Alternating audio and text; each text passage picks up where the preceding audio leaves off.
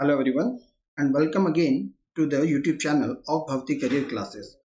हम लोगों ने सी सेट पढ़ना स्टार्ट करा था और उसका एक वीडियो हम लोगों ने पहले देख लिया है जिसमें क्वेश्चन नंबर 1 से क्वेश्चन नंबर 25 तक मैंने आपको सॉल्व करे थे, हम लोगों ने डिस्कस करे थे। ये हमारा डे 2 या लेक्चर 2 है।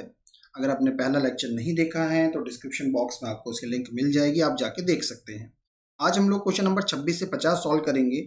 एक बार फिर से हम लोग पहले ये झलक मार लेते हैं कि 2015 के पेपर में या फिर 15 के बाद अगर आप 19 तक भी चलेंगे, इन पेपर में ज़्यादा क्वेश्चन, ज़्यादा मार्क्स के क्वेश्चन कहाँ से पूछे गए हैं।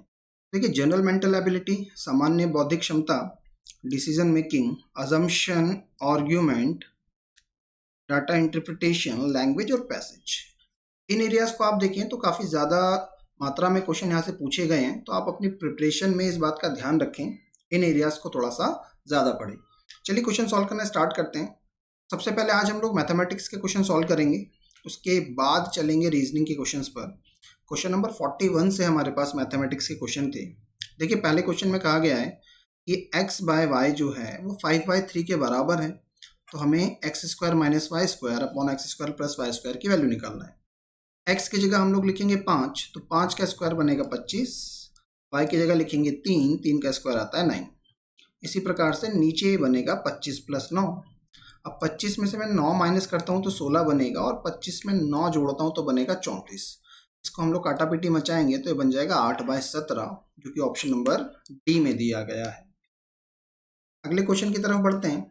देखिए, बहुत सारे अपॉन में आपको दिख रहे हैं, मतलब बटे में बहुत सारी चीज़ें हैं।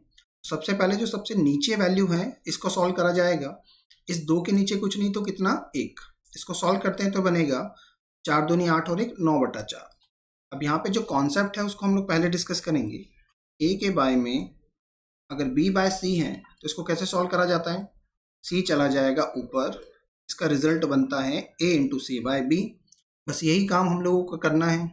इस हिस्से को हम लोगों ने सॉल्व कर लिया, जो कि हमारा बन रहा है 9/4। तो 4 ऊपर चला जाएगा, 9 नीचे आ जाएगा।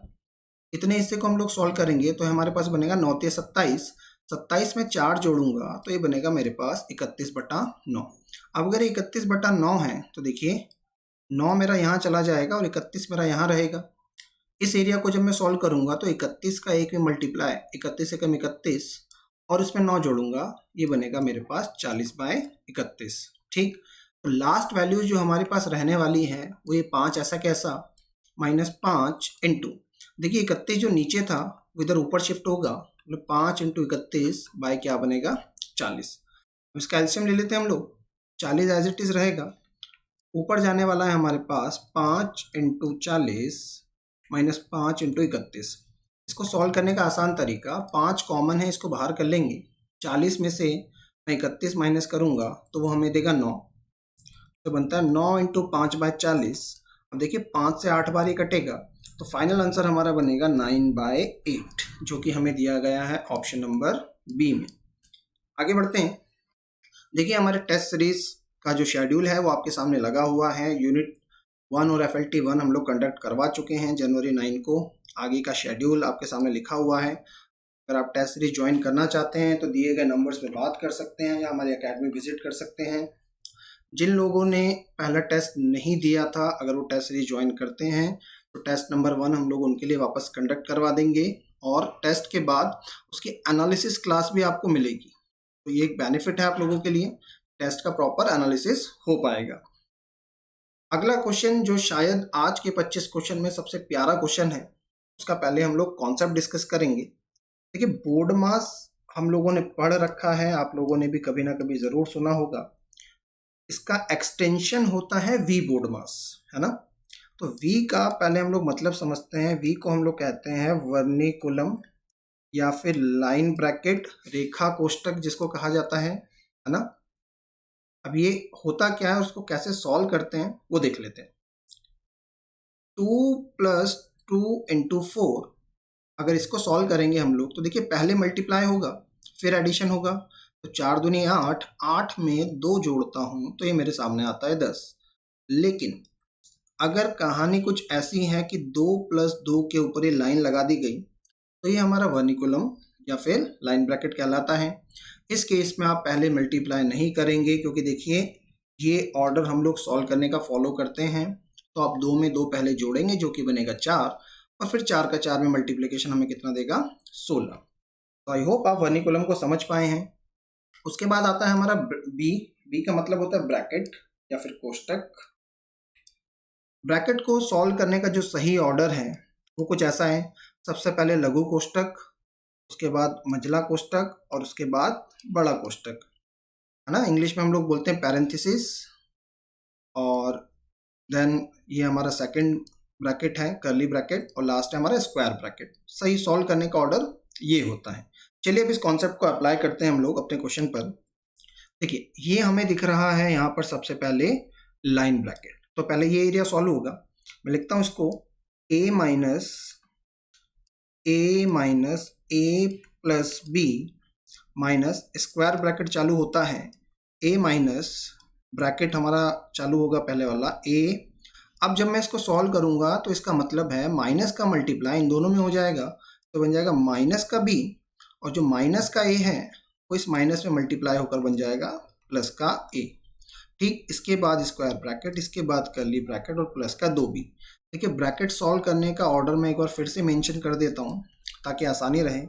यहाँ पर गलती यही हो जाती है कि स्टूडेंट ये वाला ब्रैकेट जो है स्क्वायर ब्रैकेट, इसको पहले सॉल्व कर देते हैं, इस वजह से आंसर नहीं आ पाता, जबकि पहले कर्ली ब्रैकेट सॉल्व होगा। लेकिन अभी तो कर्ली का भी नंबर नहीं है, पहले हम लोग स्मॉल ब्रैकेट सॉल्व करेंगे। चलिए स्टार्ट करते हैं।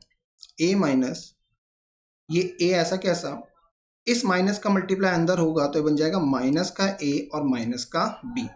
ठीक, इस माइनस को अभी हाथ नहीं लगाना क्योंकि ये स्क्वायर ब्रैकेट के बाहर है। ये बनेगा हमारे पास, इस ब्रैकेट को हम लोग सॉल्व कर रहे हैं, a और a कितना हो जाएगा 2a, माइनस का मल्टीप्लाई करूंगा तो माइनस का 2a, माइनस का माइनस b में मल्टीप्लाई करूंगा तो बन जाएगा प्लस का b। स्क्वायर ब्रैकेट बंद करा, कर्ली ब्रैकेट बंद करा। अब आगे बढ़े, ध्यान रखिएगा ऑर्डर यही फॉलो करना है। यहाँ पर ये कर्ली ब्रैकेट अब हमारा सॉल्व होगा जिसमें a से a हमारा यहाँ पे कट जाएगा, कर्ली ब्रैकेट कैरी करते हैं, माइनस का b, है ना, और क्या बनता है हमारा minus a minus 2a plus b, square bracket बंद, कर्ली ब्रैकेट प्लस का 2b। अब प्रॉपरली कर्ली ब्रैकेट हमारा सॉल्व होगा तो माइनस का मल्टीप्लाई मैं अंदर करूंगा सबसे पहले इसको सॉल्व करने के लिए। देखते हैं क्या रिजल्ट बनने वाला है। a, इस माइनस का मल्टीप्लाई जब पूरे में अंदर करूंगा तो देखिए ये माइनस का b मेरा बन जाएगा प्लस का b, इस माइनस का मल्टीप्लाई इस माइनस में होगा तो आ जाएगा मेरा प्लस, a में से 2a माइनस करूंगा तो बनता है माइनस का a, और अभी प्लस का b, कर्ली ब्रैकेट का काम खत्म, और ये बन रहा है हमारा 2b। इस हिस्से को हम लोग सॉल्व करना स्टार्ट करते हैं। तो देखिए ये b और 2b जुड़ जाएगा क्योंकि ये बाहर है, अब ब्रैकेट्स में नहीं है, तो इसको हम लोग सॉल्व कर सकते हैं। ये बनेगा हमारा a प्लस 3b, ये प्लस अंदर जब मल्टीप्लाई होगा तो रिजल्ट पे कोई फर्क नहीं आना, है ना, तो इस प्लस को मैं हटा रहा हूँ। ये बनेगा माइनस का a और प्लस का b, जिसमें b a से a कैंसिल आउट हो जाएगा, और 3b और b को जोड़ के मेरा फाइनल आंसर आता है 4b, जो कि ऑप्शन नंबर सी में दिया गया है। काफी शानदार और बेहतरीन क्वेश्चन ये था। क्वेश्चन नंबर 44 की तरफ चलते हैं। Again a very beautiful question, focus करिएगा। क्वेश्चन कहता है एक आदमी 60 किलोमीटर प्रति घंटे की गति से चलने वाली ट्रेन में बैठा हुआ है और ध्यान से देखता है कि उल्टी दिशा से आने वाली मालगाड़ी 9 सेकंड में उसके पास से निकल जाती है। यहाँ पर ध्यान दीजिएगा, ट्रेन ने दूसरी ट्रेन को पार नहीं करा, मालगाड़ी ने बेसिकली उस व्यक्ति को पार करा है। तो केस कुछ ऐसा बनेगा, अगर मान लीजिए ये ट्रेन है जिसमें वो बंदा बैठा है, यहाँ बैठा लेते हैं उसको, है ना, ये बैठा है और मालगाड़ी यहाँ पर है। अब मालगाड़ी इस व्यक्ति को पार करे, इसका मतलब ये होगा कि मालगाड़ी का ड्राइवर इसको कहता है हाय, और पार करने का मतलब ये होगा कि मालगाड़ी का ड्राइवर आगे, गार्ड पीछे। गार्ड भैया जब इसको कह देंगे बाय, इसका मतलब मालगाड़ी ने इस बंदे को पार कर लिया। तो यहाँ पर देखिए लंबाई जो है वो सिर्फ और सिर्फ मालगाड़ी की लेना है, क्योंकि ट्रेन ने दूसरी ट्रेन को पार नहीं करा। ये इस क्वेश्चन का मेन कॉन्सेप्ट है। आप इसको ऐसे भी समझ सकते हैं, ये बंदा ट्रेन में था ही नहीं, ये नीचे भाग रहा था। जिस स्पीड से ट्रेन चल रही है उसी स्पीड से ये बंदा भाग रहा था, तो वो भी हमारा काम करेगा। चलिए अब क्वेश्चन के सॉल्यूशन की तरफ बढ़ते हैं। बेसिक फॉर्मूला हमें पता है कि स्पीड बराबर होती है डिस्टेंस अपॉन टाइम।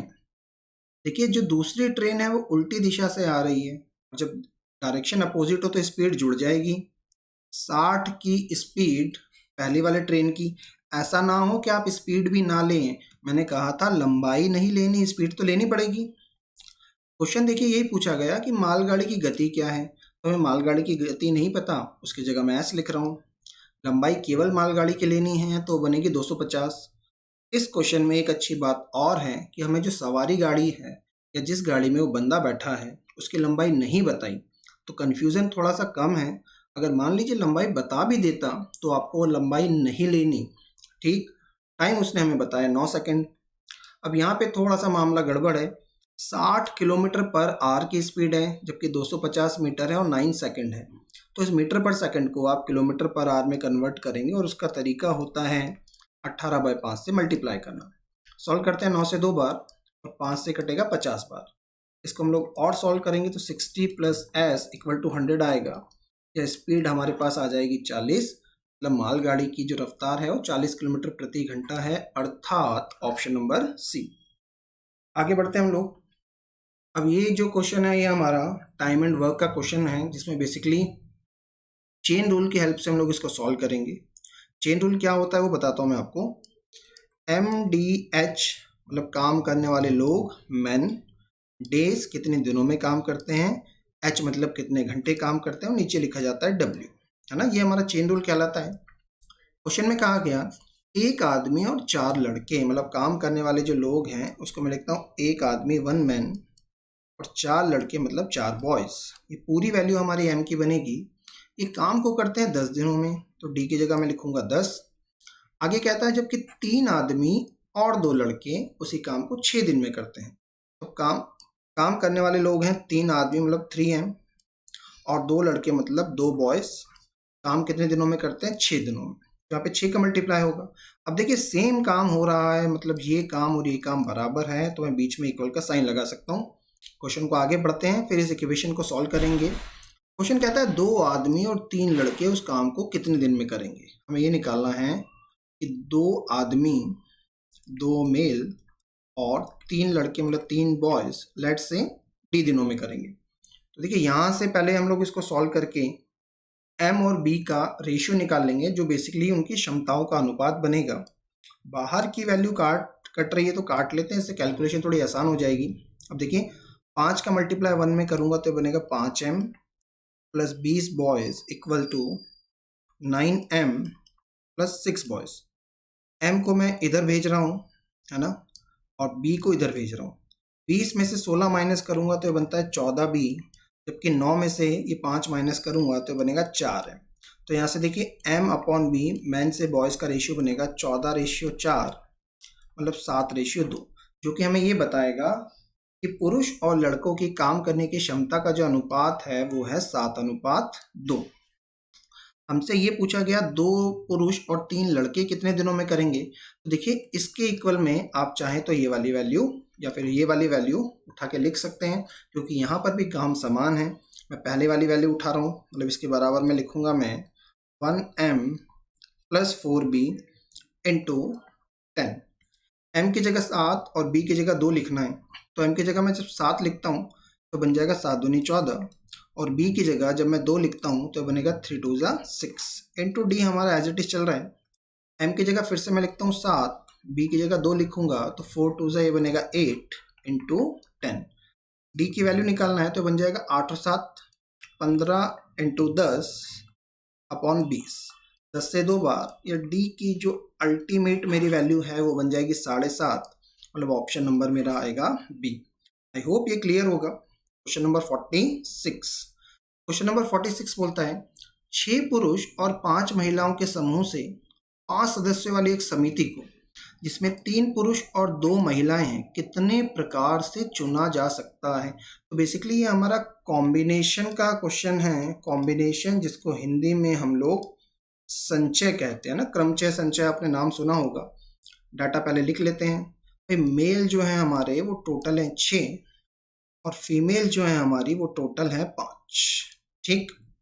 अब बोलता है 5 सदस्यों की समिति बनानी है। ठीक है, 3 पुरुष हों तो भाई 6 में से 3 पुरुष को जो चुनने का तरीका होता है वो होता है 6C3, है ना। और 2 महिलाएं, मतलब 5 में से 2 महिलाएं, मतलब 5C2। और देखिए वर्ड यूज करा गया है और जो कन्वर्ट होता है वो होता है इनटू में।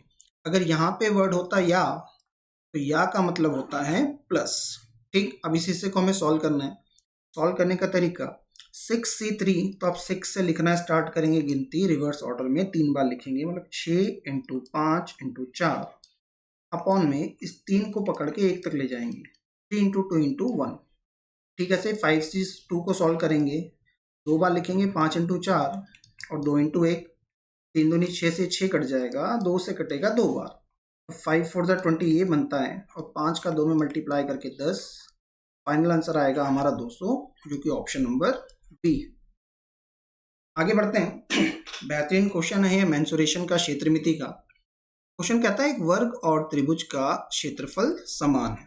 कोई वर्ग का क्षेत्रफल होता है भुजा का स्क्वायर, जिसको मैं ए स्क्वायर से डिनोट कर रहा हूँ। त्रिभुज का क्षेत्रफल होता है 1/2 आधार गुणित ऊंचाई, बेस इंटू हाइट।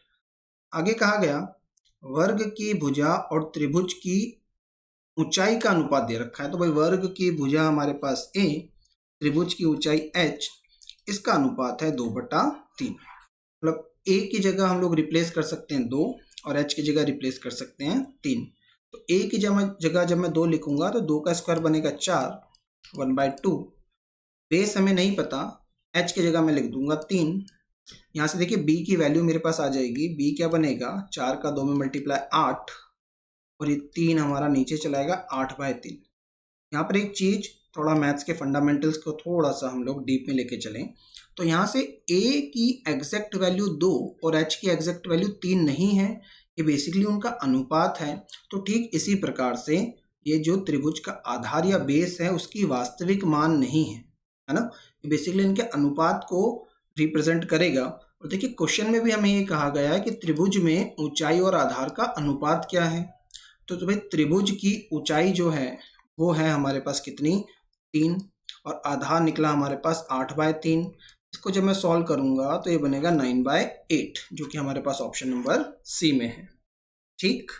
आगे बढ़ते हैं हम लोग। क्वेश्चन नंबर 48 है। क्वेश्चन कहता है रोहन अपनी मासिक छात्रवृत्ति का 25% पुस्तकों पर खर्च करता है। भाई पुस्तक पर खर्च कर दिया उसने 25%, शेष कितना बचेगा, 75%। जबकि हम लोग ये मान लेते हैं कि उसकी मासिक छात्रवृत्ति जो है वो कितनी है, x। बची हुई राशि का 75% वह छात्रावास और महाविद्यालय के शुल्क पर खर्च कर दिया। तो वह अब जो खर्च करेगा वो बचे हुए में से करेगा। इसका 75% उसने खर्च कर दिया। आगे बोलता है उसके पास महीने के अंत में 120 रुपये बचे। वह 120 रुपये तो संख्यात्मक मान है, न्यूमेरिकल वैल्यू है। 75 का 75% खर्च कर दिया तो 75 का 25% उसके पास बचेगा।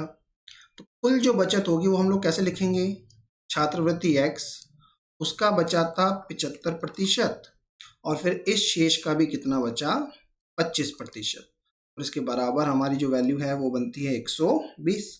बस इसको हम लोग सॉल्व कर लेंगे, है ना।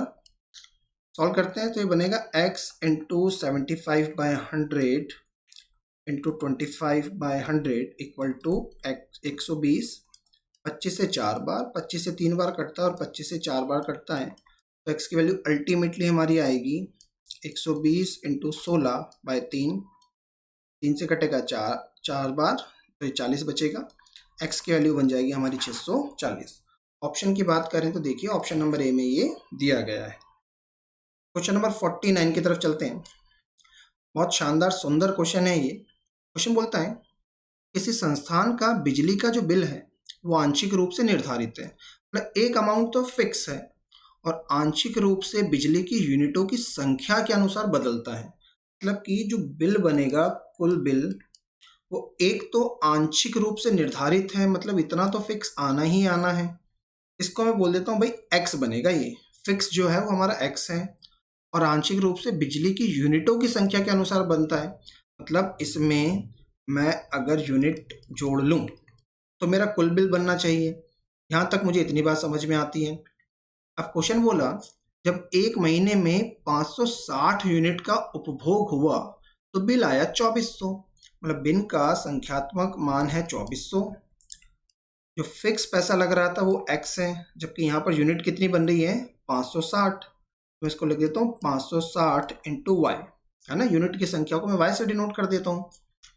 आगे बोलता है एक दूसरे महीने में 620 यूनिट का उपभोग हुआ तो बिल आया 2640। मतलब बिल की जगह मैं लिखूंगा 2640। भाई जो फिक्स चार्ज है वो तो अभी भी x लगेगा, जबकि यूनिट की जगह मैं लिखूंगा 620 इंटू वाई। ये हमारी दो इक्वेशन बन गई है ना। क्वेश्चन बोलता है 500 यूनिटों की खपत हुई तो महीने का बिल बताओ। देखिए यहाँ से हम लोग x और y की वैल्यू निकाल सकते हैं। निकालने का तरीका, अगर ये इक्वेशन नंबर 1 और इक्वेशन नंबर 2 है, दो में से एक आप माइनस कर दें।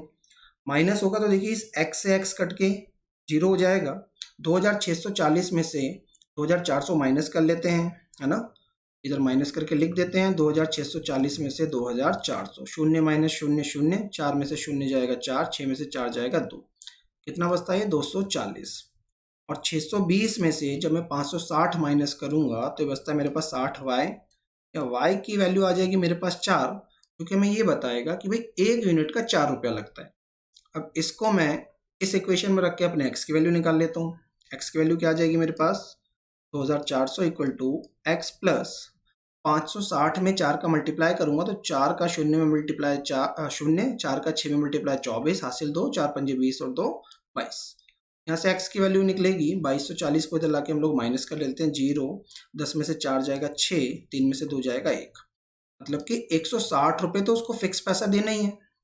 अब अगर 500 यूनिट का बिल हमें निकालना है तो वो कैसे निकलेगा, 160 इस इक्वेशन में रख देंगे। भाई 160 हमारा फिक्स है, मतलब इस इक्वेशन में रख क्या देंगे, इस इक्वेशन की हेल्प ले लेंगे। अब यूनिटों की संख्या कितनी है 500 और y की वैल्यू है हमारे पास 4। इसको जब मैं सॉल्व करूंगा तो बनेगा 160 प्लस 2000 या फिर 2160 रुपये, क्योंकि हमारे पास दिया गया है ऑप्शन नंबर सी में। क्वेश्चन नंबर 50 की तरफ बढ़ते हैं। ये भी बहुत सुंदर क्वेश्चन है। मतलब मैथ्स के जो क्वेश्चन है वो काफ़ी अच्छे पूछे थे। अच्छे से मेरा मतलब है कि टफ नहीं है, लेकिन कॉन्सेप्ट उनका काफ़ी अच्छा है। एक संख्या जिसका वर्गमूल उसके घनमूल से दुगना है। तो भाई संख्या अगर मैं a मान लूँ तो इसका वर्गमूल होता है अंडर रूट a, और घनमूल का मतलब होता है थर्ड रूट ऑफ a। अब उसने क्या बोला, वर्गमूल घनमूल से दुगना है, तो यहाँ पे मैं 2 लगा दूंगा। इसको सॉल्व करें तो देखिए बन जाएगा a की पावर 1/2, और ये जो है हमारे पास क्यूब रूट ऑफ a या a का घनमूल ये नीचे आएगा। ये बनेगा a की पावर 1/3 बराबर 2। ठीक, इसको और सॉल्व करेंगे तो कैसे सॉल्व होगा ये, a की पावर 1/2, आधार सेम है तो घातें आपस में घट जाएंगी, है ना। 1/3 ऊपर जाके इस घात में से माइनस हो जाएगा, बराबर बनेगा 2। इसको सॉल्व करते हैं। 3 और 2 का एलसीएम 6, 3 एकम 3 माइनस 2 एकम 2 मतलब 1 बनेगा। अब ये 1/6 को जब मैं उधर ले जाऊंगा तो ये बन जाएगा 2 की पावर 6। अगर यहाँ 1/6 है तो उधर जाके वो पावर बन जाता है। 2 की पावर 6 को जब मैं सॉल्व करूंगा तो ये बनेगा मेरे पास 64। मतलब ऑप्शन नंबर सी। आप चाहें तो इसको डायरेक्ट भी सॉल्व कर सकते थे। डायरेक्ट कैसे सॉल्व कर सकते थे, आप उस संख्या को अज्यूम कर लेते, मतलब दिए गए ऑप्शन में से एक चूज कर लेते, जैसे कि 64। अब 64 का वर्गमूल बनता है 8, और उसका घनमूल जो है 64 का वो बनता है 4। क्वेश्चन से हम लोग संतुष्ट करवा लेंगे, सेटिस्फाई करवा लेंगे कि क्या वर्गमूल घनमूल से दुगना है। तो बिल्कुल देखिए वर्गमूल घनमूल से दुगना है, तो ये हमारा आंसर डायरेक्टली आ जाता। अब बढ़ते हैं हम लोग अपने रीजनिंग की क्वेश्चंस की तरफ। मैथमेटिक्स हम लोगों ने सॉल्व कर लिया है। भाई सबसे पहले हमारा क्वेश्चन नंबर 26 आएगा। ये रहा हमारा क्वेश्चन नंबर 26, जो कि ये कहता है सभी कलम पुस्तकें हैं, है ना। बना लेते हैं, ड्रॉ कर लेते हैं। सभी कलम पुस्तकें हैं और कुछ कलम पेंसिल है। अब ये देखिए कुछ कलम पेंसिल है तो अंदर भी रह सकता है, कुछ कलम पेंसिल है, लेकिन जरूरी नहीं है अंदर रहे, ये ऐसे बाहर भी निकल सकता है ना। कलम पुस्तक और कुछ कलम पुस्तकें हैं, तो भाई कुछ कलम पेंसिल हैं, तो पेंसिल की सीमा निर्धारित नहीं की जा सकती, वो बाहर भी जा सकता है ना। देखते हैं कंक्लूजन्स क्या हैं। पहला था कुछ पुस्तकें कलम है, कुछ पुस्तक पेंसिल है। देखिए यहाँ से कुछ पुस्तक पेंसिल है दिख रहा है, और यहाँ से भी हमें दिखता है कि कुछ पुस्तक पेंसिल है, मतलब इस वाले हिस्से की बात कर रहे हैं। दूसरा ऑप्शन भी चेक कर लेते हैं, फिर सही गलत का निर्धारण करेंगे। कुछ पेंसिल पुस्तक है, देखिए यहाँ से दिख रहा है कुछ पेंसिल पुस्तक है, और यहाँ से भी दिख रहा है कुछ पेंसिल पुस्तक है, तो दोनों ही तो अभी ठीक लग रहे हैं। तीसरे सी और डी को देख लेते हैं। सभी पुस्तकें पेंसिल हैं, देखिए सभी पुस्तकें पेंसिल है, ये तो हमारा सीधा गलत हो जाता है दोनों ही डायग्राम में। और सभी कलमें पेंसिल हैं, भाई सभी कलमें पेंसिल भी हमारा सीधा गलत हो जाता है। अब इन दोनों में से हमें एक चूज करना है, तो जो पीएससी फॉलो करता है वो कुछ इस तरह से है, क्योंकि कलम और पुस्तक है ना, और कलम और पेंसिल दिया गया था, इसलिए आप जो कंक्लूजन सही लगाएंगे वो लगेगा कुछ पेंसिल पुस्तक है ना। इसका जो आंसर बनेगा वो बनेगा कुछ पेंसिल पुस्तक हैं। ऐसे तो देखने में दोनों ही ठीक है, लेकिन आयोग की जिस तरह से आयोग चेक करता है, और जो आंसर की भी मैंने चेक करी थी बाद में, उसमें ऑप्शन नंबर बी को सही करा गया था। आगे बढ़ते हैं क्वेश्चन नंबर 27 की तरफ। क्वेश्चन नंबर 27 कहता है, एक ईमानदार राजा ने अपने मंत्री को कुछ गलती के लिए मृत्युदंड देने का निर्णय लिया, लेकिन उसने दो विकल्प दिए। मैं अभी जो सोच रहा हूं उसको यदि तुम सही बता देते हो तो तुमको फांसी की सजा दी जाएगी, मतलब भाई सही बताने पर फांसी दे देगा, है ना। और लेकिन यदि तुम्हारा अनुमान गलत निकला तो तुमको मगरमच्छ के सामने फेंक कर मारा जाएगा। चतुर मंत्री ने ऐसा बयान दिया कि राजा उसे मार ना सका। बताओ भाई मंत्री द्वारा क्या बयान दिया गया होगा। आप मुझे मारने को जा रहे हैं, देखिए ये तो उसको करना ही नहीं था, क्योंकि दो ही ऑप्शन उसके सामने थे, तो इस ऑप्शन को हम लोग एलिमिनेट कर देते हैं। आप मुझे मगरमच्छ के सामने फेंकने जा रहे हैं, ये ऑप्शन हमारे पास है, इसको कंसिडर करेंगे। आप मुझे फांसी की सजा देने जा रहे हैं, इसको भी हम लोग कंसिडर करेंगे।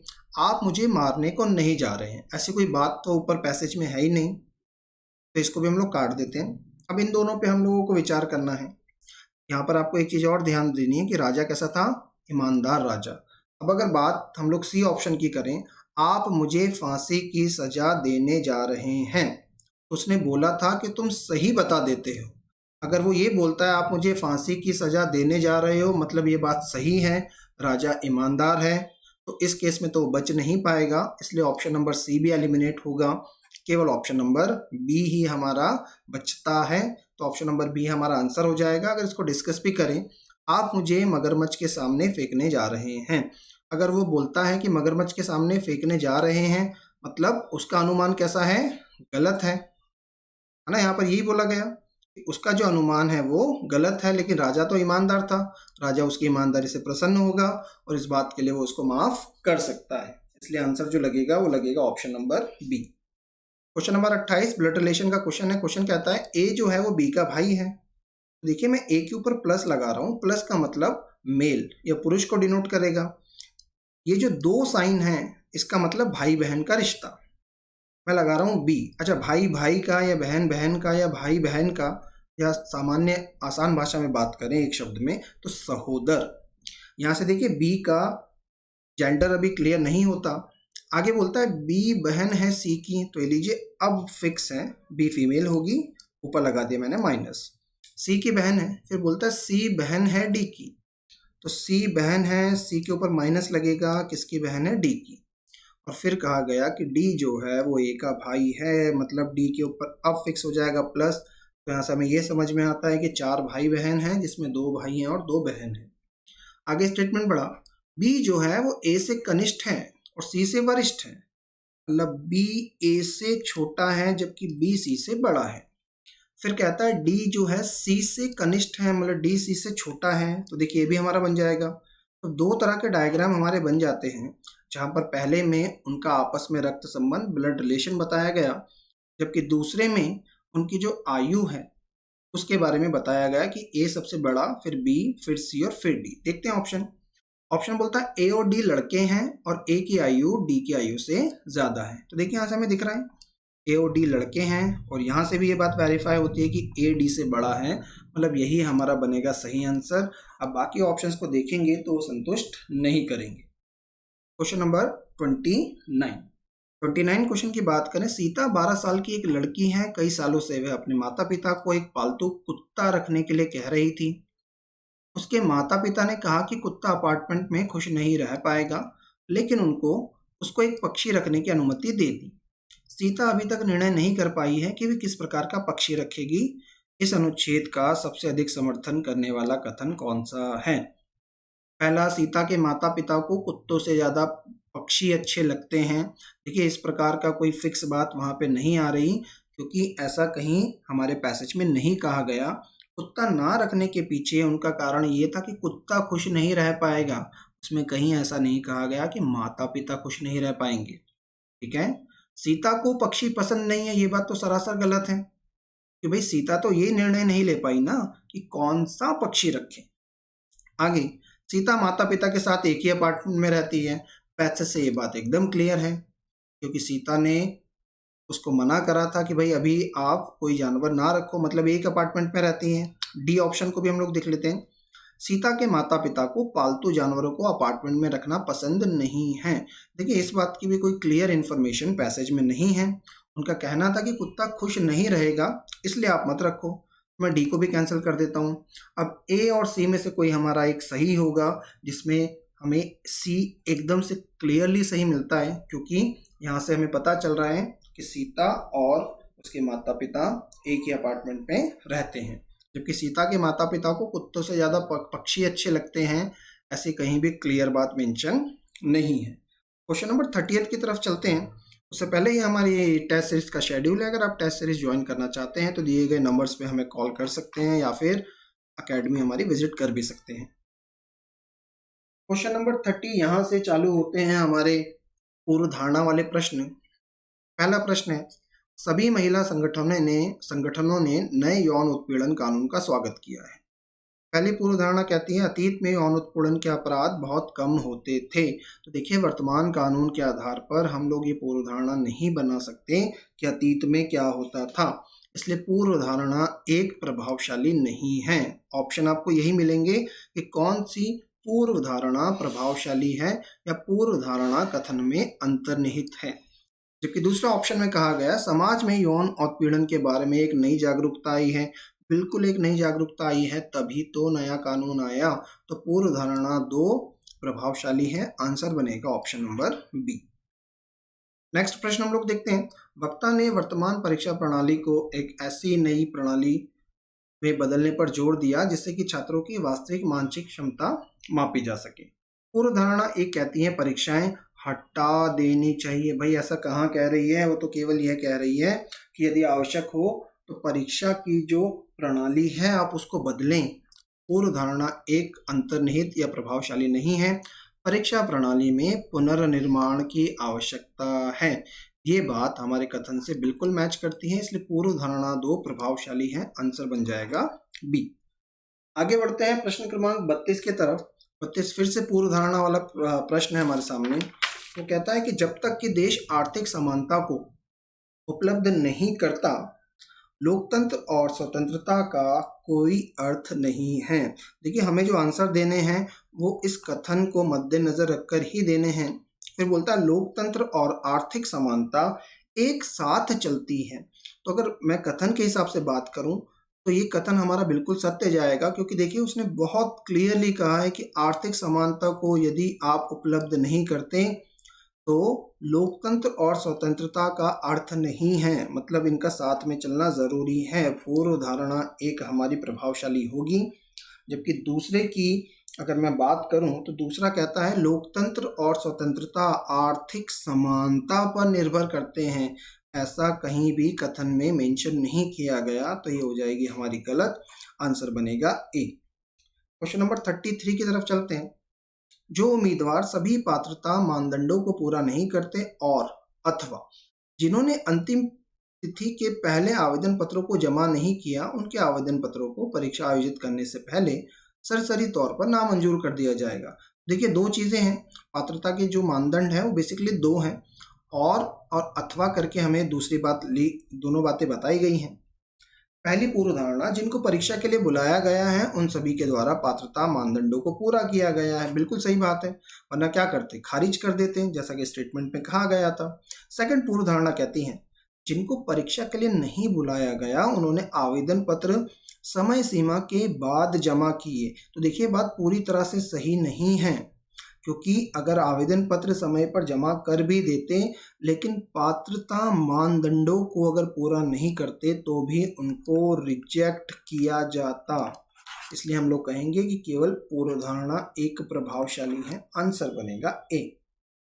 क्वेश्चन नंबर 34 की तरफ बढ़ते हैं। फिर से पूर्व धारणा वाला क्वेश्चन है हमारे सामने। क्वेश्चन कहता है, पढ़ने में रुचि को विकसित करने के लिए इस वर्ष विद्यालय ने प्रत्येक छात्र को हर सप्ताह 2 पुस्तकें पढ़ने तथा उन पुस्तकों का साप्ताहिक विवरण देने को अनिवार्य कर दिया है कि करके लाना ही है।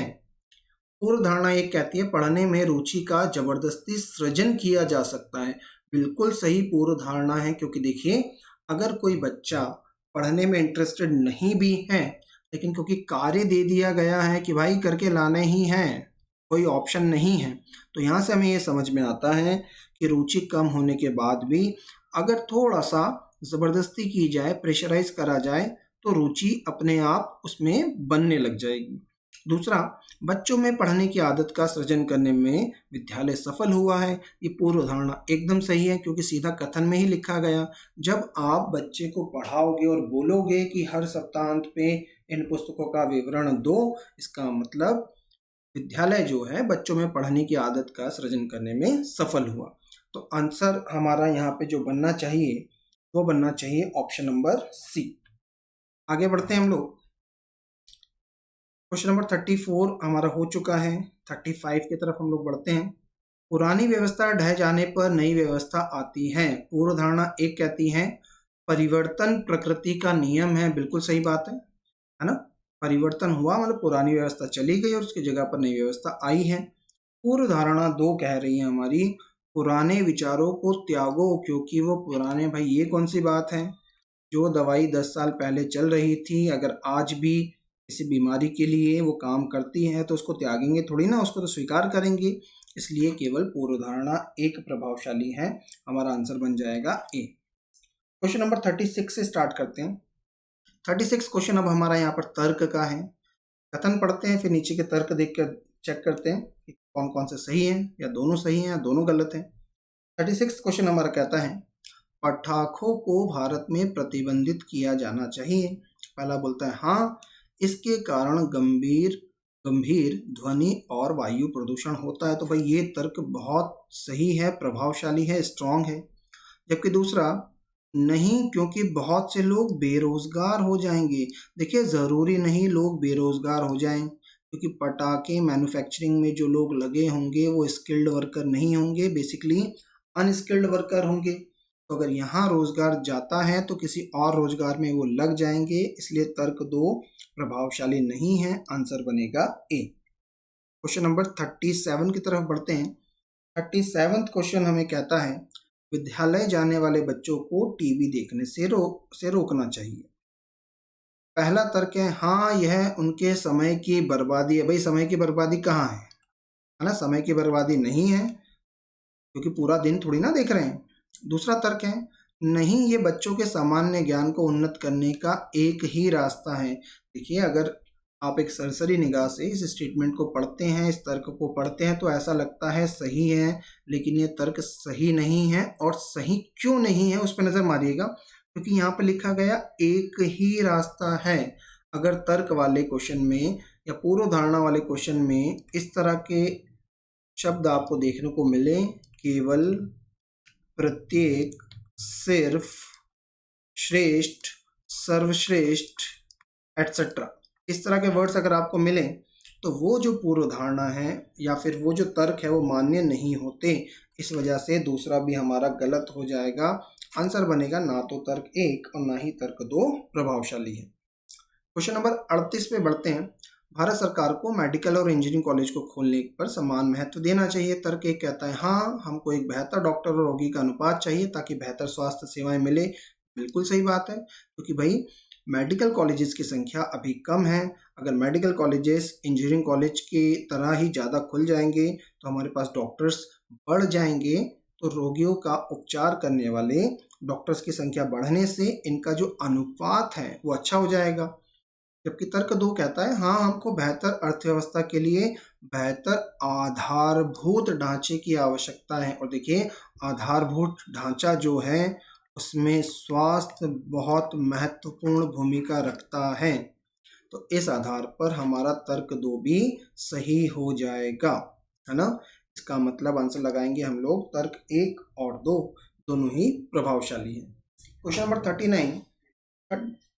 39 क्वेश्चन कहता है ड्राइविंग करते समय मोबाइल फोन के उपयोग को प्रतिबंधित किया जाना चाहिए। तर्क 1, हाँ, इसके कारण सड़क दुर्घटनाएं होती हैं। बिल्कुल सही बात है भाई, कई सारी सड़क दुर्घटनाएं हो जाती हैं। क्वेश्चन नंबर 2 कह रहा है, तर्क नंबर 2 कह रहा है नहीं, ये व्यापार में रुकावट डालेगा। भाई अंबानी जी तो है नहीं, और अगर अंबानी जी हैं तो गाड़ी के पीछे बैठिए, ड्राइवर रखिए, वो चलाएगा ना। व्यापार में कोई रुकावट नहीं आ रही, इसलिए तर्क नंबर 2 प्रभावशाली नहीं है।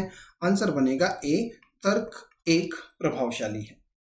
क्वेश्चन नंबर 40, क्या भारत को वैज्ञानिक अनुसंधान पर ज्यादा खर्च करना चाहिए?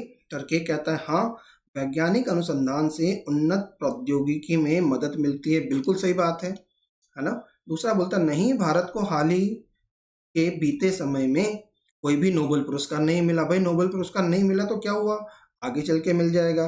और नोबेल पुरस्कार को साइड में डालो, अगर अनुसंधान होगा तो देश भी तो आगे बढ़ेगा, विकसित होगा। क्या हम नोबेल पुरस्कार पाने के लिए वैज्ञानिक अनुसंधान करते हैं? नहीं। इसलिए तर्क 2 प्रभावशाली नहीं है। आंसर बनेगा केवल तर्क 1 प्रभावशाली है, अर्थात ऑप्शन नंबर ए। इसके बाद के क्वेश्चन हम लोग सॉल्व कर चुके हैं। मैं उम्मीद करता हूँ आपको वीडियोस पसंद आए होंगे। इसी तरह के कुछ और वीडियोस लेकर मैं आपके साथ आगे जुड़ता रहूँगा। बने रहिएगा हमारे चैनल पर। Thank you so much for joining.